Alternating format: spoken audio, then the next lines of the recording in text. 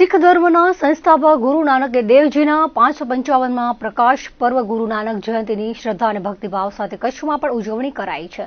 ભુજના લાલટેકરી સ્થિત ગુરુદ્વારામાં સવારથી ભજન કીર્તન બપોરે લંગરનું આયોજન કરાયું હતું। ગુરુ નાનકજીના વિચારો અને ઉપદેશોનો પ્રચાર કરાયો હતો। ભાવિકો સવારથી ઉમટ્યા હતા। આ ઉપરાંત ગાંધીધામ લખપત સહિતના ગુરુદ્વારામાં પણ વિવિધ આયોજનો કરાયા હતા। गुरु नानक जीना जीवनमांथी प्रेरणा लईने दरेक शीख तथा अन्य लोको आ सिद्धांतोने अनुसरे छे। कार्तिक महीनाना पूर्णिमाना दिवसे उजवाता पर्व अंगे गुरुद्वारा कमिटीना प्रमुख चरणजीत सिंहे जणाव्युं हतुं के गुरु नानकजीना प्रकाश पर्वनी उजवणीनी 1 महीना अगाउथी तैयारी करवामां आवे छे। दरेक समाजना लोको तेमने याद करी गुणगान गाय छे। आ वर्षे 555मां प्रकाश पर्वनी उजवणी कराई रही छे। गुरु नानकजीए समाजमां ज्ञान अने सत्यनो प्रकाश फैलाववानुं कार्य कर्युं होवाथी प्रकाश पर्व कहेवाय छे। गुरुद्वारा साहब गुरु नानक चौक लाल टेकरी से बोल रहे हैं। मैं इस संगत का मुखी हूं और मेरे साथ मेंबर साहबान खड़े हैं। तो हम क्या कर रहे हैं वो सब संसार को पता है। साहिब श्री गुरु नानक देव जी का प्रकाश उत्सव 15 नवंबर को आज है, तो वो हम मनाने एकत्रित हुए हैं। इसके लिए हमने 1 महीना पहले सहज पाठ रखा था। हमारे गुरु ग्रंथ साहब जी का पाठ जो है 50 घंटे में लगभग पूरा होता है, वो आज संपूर्ण किया है सुबह 9 बजे। और उसके बाद दीवान सजा हुआ है जिसमें कीर्तन, कथा और गुण गायन हो रहे हैं महाराज के, वाहिगुरु के, भगवान के। तो ये हम सब मिलजुल के बनाते हैं। हिंदू, मुस्लिम, सिख, ईसाई सब संगत में होते हैं जो गुरु नानक नाम लेवा उनको बोलते हैं। गुरु नानक देव जी का जन्म 1469 ईस्वी में हुआ और वो यहाँ से संसार से 1539 ईस्वी में छोड़ के चले गए हमें। इस दौरान उन्होंने 4 उदासियाँ की, तो पूरे संसार को, सिर्फ हिंदुस्तान नहीं, सिर्फ पंजाब नहीं, पर पूरे संसार में मक्के मदीने तक वो गए और लोगों को अपना प्रचार और रास्ता दिखाया और उनको ये बोला कि भगवान जो है सब जगह है, वो किसी विशेष स्थान पर नहीं है। तो उन्होंने बाद में करतारपुर में वो सेटल हुए, जहाँ उन्होंने खेती की और हाथ से कमाई करके लोगों को लंगर छकाया और लोगों को ये दिया कि काम करना जो है वो महापवित्र है और काम करो, बांट छको और कीर्त करो और नाम जपो। भगवान का नाम भी लेना है, कमाई भी करनी है और उसको बांट के भी खाना है। तो वो फिर इस गुरुद्वारा साहब में ये जो 1966 में बना था, तब से लेके आज तक हम गुरु नानक देव जी का गुरुपर्व ऐसे ही मना रहे हैं सब मिलजुल के। और ये दोपहर को 1 बजे इसकी पूर्णाहुति होगी कीर्तन की, और उसके बाद में गुरु का लंगर, जिसको महाप्रसाद भी बोला जाता है, वो सब संगतों को वितरण होगा। हिंदू, मुस्लिम, सिख, ईसाई, ऊंच नीच सब एक पंगत में बैठ के छकेंगे। वाहिगुरु जी का खालसा, वाहिगुरु जी की फतेह। ભુજના દાદા દાદી પાર્ક એટલે વડીલોના મનથી જીવન માટે આનંદ મેળવવાનું સ્થાન બની ગયું છે। દાદા દાદી પાર્કમાં અવારનવાર અલગ અલગ કાર્યક્રમો યોજાતા હોય છે। સરકારી અધિકારીઓની મુલાકાત, હાસ્યરસ, ગીત સંગીત સાથે જીવન ઉપયોગી સેવાના કાર્યક્રમો કરાતા હોય છે। દાદા દાદી પાર્ક મધ્યે ગુરુવારે કેવાયસી લિંક કરાવવાની કામગીરી માટે કેમ્પનું આયોજન કરવામાં આવ્યું હતું। હાલ આધાર કાર્ડ, રાશન કાર્ડ સાથે મોબાઈલ નંબર લિંક કરાવવાની સરકાર દ્વારા ઝુંબેશ ચલાવાઈ રહી છે, ત્યારે વડીલો પોતાના કેવાયસી સ્થાનિકે કરાવી શકે તે માટેની વ્યવસ્થા ગોઠવવામાં આવી હતી। આ વેળાએ જગદીશ ગોરે જણાવ્યું હતું કે સરકારી કચેરીમાં વડીલોને જવું ન પડે તે માટે સ્થાનિકે કેમ્પનું આયોજન કરાયું હતું, જેમાં તંત્રના સહયોગથી કામગીરી કરવામાં આવી હતી। તંત્રના પ્રતિનિધિ તરીકે ઉપસ્થિત સુપરવાઇઝર મેઘાદી નયનાબેને જણાવ્યું હતું કે આગામી 31મી ડિસેમ્બર સુધી કેવાયસી કરાવવું ફરજિયાત છે, ત્યારે આ ઝુંબેશના ભાગરૂપે અહીં કામગીરી કરી રહ્યા છે। સાથે ચૂંટણી કાર્ડની કામગીરી પણ હાલ ચાલુ છે। અંદાજિત 80 જેટલા વડીલોએ આ કેમ્પનો લાભ લીધો હતો। કેવાયસી કરવા માટે મામલતદાર ઓફિસમાં માણસો જાય, ધક્કા ખાય અને પછી પણ તકલીફો પડે, તો અમે લોકોએ નક્કી કર્યું કે હાસ્ય પરિવાર સંઘ ભુજ દાદા દાદી પાર્કમાં એક એવો કેમ્પ રાખીએ કે જેમાં જે લોકોના રાશન કાર્ડ કેવાયસી નથી થયા એમનો આપણે કેવાયસી કરી દઈએ. એ માટે અમે જૈતુનબેનને વાત કરી, એમણે ત્યાં કને કલેક્ટર ઓફિસમાં વાત કરી, મામલતદાર સાહેબ પણ આજે કદાચ આવશે અને કેવાયસીનું કામ ચાલુ છે. હમણાં ઓલરેડી 40 નામ લખાણા છે. અમને એમ લાગે છે કે લગભગ 60 નામ લખાશે એમ કેવાયસી માટે. કેવાયસી જે લોકોનું રાશન કાર્ડ ન થયેલું હોય, નહીં થયું હોય, એમના માટે બેંકમાં આધાર કાર્ડમાં, એના પછી સરકારની તમામ યોજનાઓ એમાં કોઈ પણ લાભ નહીં લઈ શકે અથવા તો એમને લાભ લેવા માટે તકલીફો પડશે. એટલે આ ગવર્મેન્ટની આખી યોજના છે કેવાયસીની.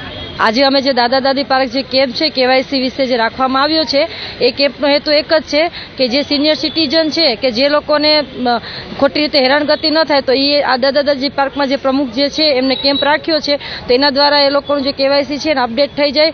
તેમજ કેવાયસીનો મતલબ એવો છે કે એમાં આધાર કાર્ડ અને રાશન કાર્ડ અને એમના જે મોબાઈલ નંબર હોય એ બધી વસ્તુ લિંક થયેલી હોવી જોઈએ. તે તો આપણે કેવાયસી કરી શકીએ છીએ. અને જો એ લિંક ના હોય તો એના માટે આપણે જે ભુજમાં જે નવી મામલતદાર થઈ છે ત્યાં સ્થળાંતર થઈ છે, ત્યાં જઈને પણ ત્યાં બી કેવાયસીની કામગીરી ચાલુ છે. અને જે ગ્રામ્યમાં હોય છે એની ગ્રામ્યની ઓફિસ એકોડ હોસ્પિટલની સામે છે મામલતદાર ઓફિસ ભુજ ગ્રામ્ય, ત્યાં પણ એ લોકો કેમ્પમાં ત્યાં પણ જઈ ઓફિસમાં અને એ લોકો ફિંગરપ્રિન્ટથી ત્યાં પણ એ લોકો કેવાયસી અપડેટ કરાવી શકે છે જેમના અપડેટ કે લિંક ના હોય તે લોકો માટે. અને ખાસ કરીને કેવાયસીનો મેઇન હેતુ શું તો આ ઝુંબેશ જે છે એ 12 ડિસેમ્બર એટલે કે લાસ્ટ 31/12 સુધીનો સમયગાળાનો કેવાયસી બધાના મોટા ભાગના અપડેટ થઈ જાય એવો એક ઝુંબેશ ચાલુ કરવામાં આવી છે. અને આ ઝુંબેશની એક જ વસ્તુ છે કે આ કેવાયસી કરવાથી શું લાભ થાય છે. તો કેવાયસી કરવાથી જે રાશન મળે છે એ લોકોને કે કોઈ બી યોજના છે, સિનિયર સિટીઝન કાર્ડ છે કે કોઈ બી યોજનાનો લાભ મળે તે લાભ અટકે નહીં અને લોકો સુધી લાભ સરળતાથી પહોંચી મળે તે માટે થઈને આ કેવાયસીનો એક હેતુ છે. આજે અમે જ્યાં કેમ્પમાં આવ્યા છીએ તો તેની સાથે સાથે અમે મતદાર યાદીની ઝુંબેશ ચાલુ થાય છે. તે ઝુંબેશમાં કાર્યક્રમમાં પણ બધાનો પ્રચાર થાય કે બધા લોકો કોઈને મતદાર યાદીમાં નામ સુધરાવવાનું છે તેમજ મતદાર યાદીનું કોઈને નવું કાર્ડ બનાવવાનું છે તો તે પણ આ ઝુંબેશની અંદર ભાગ લે અને દરેક વ્યક્તિ સુધી માહિતી પહોંચાડે જેથી કરીને આ વસ્તુ આપણે ઇઝીલી કરી શકીએ છીએ. ભુજની જીમખાના સ્પોર્ટ ક્લબમાં દિવાળી અને નવા વર્ષની શુભેચ્છા માટે સ્નેહ મિલનનું આયોજન કરવામાં આવ્યું હતું.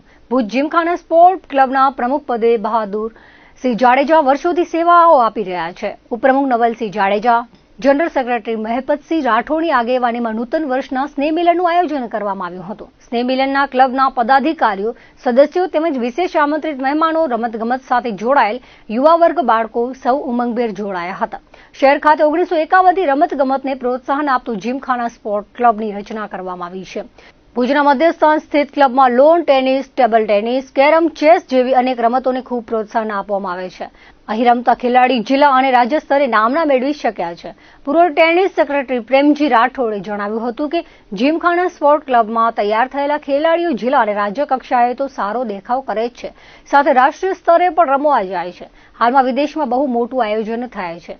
ગ્રાન્ડ સ્લેમમાં અહીંના ખેલાડી આર.એન. શાહ રમી રહ્યા છે, જે ક્લબ માટે પણ ખૂબ મોટી ગૌરવની વાત છે. જીમખાના ખાતે દરરોજ 125 જેટલા બાળકો સાથે યુવક યુવતીઓ દરરોજ અહીંયા તાલીમ મેળવી રહ્યા છે. ડિસેમ્બરમાં રાજ્ય સ્તરની ટુર્નામેન્ટનું પણ આયોજન કરવામાં આવ્યું છે, જેમાં ખૂબ મોટી સંખ્યામાં દર વર્ષે ખેલાડીઓ જોડાય છે અને એમને અમે પ્રોત્સાહિત કરીએ છીએ. સાથે ક્લબમાં ઇન્દિરા ક્લબ સાથે અમે સાંસ્કૃતિક નવરાત્રીનું પણ આયોજન કરીએ છીએ. આજના સમગ્ર કાર્યક્રમની વ્યવસ્થામાં રાજુ ભાવસાર, ગિરીશ જોશી સહિતના જોડાયા હતા. ભુજ જીમખાના અમારી છેલ્લા 1951થી આ સંસ્થા ચાલુ છે. અત્યારે એમાં જુદી જુદી પ્રવૃત્તિઓ છે સ્પોર્ટ્સની. લોન ટેનિસ છે, ટેબલ ટેનિસ, કેરમ, ચેસ વગેરે ટુર્નામેન્ટો અમે યોજીએ છીએ અને અહીં સારામાં સારી સ્પોર્ટ્સની પ્રવૃત્તિ થાય છે. અમારા પ્રેસિડેન્ટ શ્રી બહાદુરસિંહભાઈ જાડેજા, ઉપપ્રમુખ નવલસિંહજી જાડેજા, મંત્રી મહેપતસિંહ રાઠોડ અને ઇન્ડોર સેક્રેટરી રાજુભાઈ ભાવસાર, તદુપરાંત અહીં ઉપસ્થિત અમારા ગિરીશભાઈ જોશી એ પણ કારોબારી સભ્ય છે અને એમના નેજા હેઠળ અમે જુદી જુદી સ્પોર્ટ્સ પ્રવૃત્તિ કરીએ છીએ. દર વર્ષે અમે જુદી જુદી પ્રવૃત્તિમાં નવરાત્રિમાં ઇન્દિરા ક્લબની પણ આયોજન કરીએ છીએ, જેમાં નવરાત્રિ મહોત્સવ ઉજવીએ છીએ અને દર વર્ષે સ્પોર્ટ્સ સેન્ટરનું એક સ્નેહ મિલન અમે યોજીએ છીએ. અમે દર વર્ષે જુદી જુદી ઇવેન્ટની ટુર્નામેન્ટ યોજીએ છીએ. અમે આ વખતે પણ આ ડિસેમ્બરમાં ઓપન ગુજરાત લોન ટેનિસ સ્પર્ધા, કેરમ, ચેસ, ટેબલ ટેનિસ વગેરેની ટુર્નામેન્ટ યોજીએ છીએ. તદુપરાંત વિશેષમાં એ કહેવાનું કે અમારા અહીંયાના ખેલાડીઓ બહારે રમવા જાય છે. ઓપન ગુજરાત નેશનલ લેવલે રમીએ છીએ, તેમજ ઇન્ટરનેશનલ લેવલે પણ અમારા અહીંયા આર્યન શાહ કરીને હતા, એ અહીંથી પણ કોચિંગ લઈ અત્યારે જેને કહીને કે ગ્રાન્ડ સ્લેમ ટુર્નામેન્ટ રમે છે. આ અમારી એક જીમખાનાનું ગૌરવ છે અને જુદી જુદી પ્રવૃત્તિઓ પણ અમે યોજીએ છીએ. નિરોણા ખાતે 5 દિવસીય ગૌ કથાનું આયોજન કરવામાં આવ્યું છે. સમગ્ર સનાતન સમાજ દ્વારા આયોજિત રાત્રિ કથાનો મોટી સંખ્યામાં ભાઈ બહેનો લાભ લે છે. આચાર્ય જયદીપ જોશી દ્વારા કથા કરવામાં આવી રહી છે અને સેવાના ભાવથી લોકો ગાયનો મહિમા સમજે અને શાસ્ત્રોમાં ગાયના ઉલ્લેખ સાથે રસપાન કરાવે છે. ગાયની ઉપયોગિતા વધારવી અને ગાય આધારિત ખેતી કરવી, ગૌમૂત્રનો ઉપયોગ ખેતીમાં વધારવો અને પંચગવ્યનું શાસ્ત્રોમાં મૂલ્ય સરળ ભાષામાં લોકો સમજી શકે એવા ભાવ સાથે લોકો મોટી સંખ્યામાં જોડાય છે. પહેલા દિવસે ત્રિકમરાય મંદિરેથી પોથીયાત્રા નીકળીને કુલપીર દાદા મંદિરે પહોંચી હતી. કથામાં વેદો, ઉપનિષદો, મહાભારત, રામાયણ સાથે સંકળાયેલી ગાયની વાત રજૂ કરવામાં આવે છે. ભગવાન રામ અને કૃષ્ણ સાથે ગાય અને મનુષ્યના જન્મથી મરણ સુધી ગાયની જરૂરિયાતની વાત કથાકારે રજૂ કરી હતી. આ ઉપરાંત સ્વદેશી પર્યાવરણ વિશે પણ લોકોને સમજાવ્યા હતા. દર્શક મિત્રો હતા ત્યાર સુધી રકછું ધ ટીવી ન્યૂઝ. ફરી મળીશું નવા સમાચારો સાથે, નવી અપડેટ સાથે. ત્યાં સુધી મને રજા આપશો. નમસ્કાર.